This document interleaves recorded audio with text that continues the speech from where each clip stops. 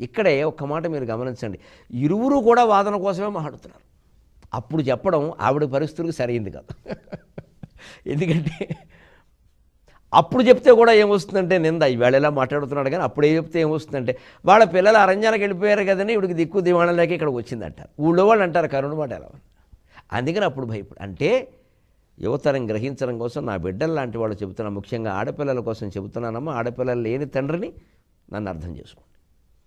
ఒక తప్పు చెయ్యాలని అనిపించినప్పుడే 10 సార్లు ఆలోచించాలి. చేసేశాక ఆ విషవలయంలో పడిపోయాక ఇంక అంతే, అది ఇంకేం చేయలేవు. ఇంకా అది అలా వెళ్ళిపోవలసిందే ఆ జీవితం.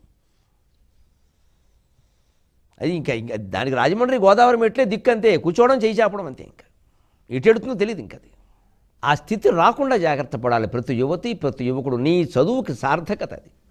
ఇవాళ ద్రోహాలు, మోసాలు, నేరాలన్నీ చదువుకున్న వాళ్ళ వల్ల జరుగుతున్నాయి, చదువు రాని వాళ్ళ వల్ల జరగట్లేదు.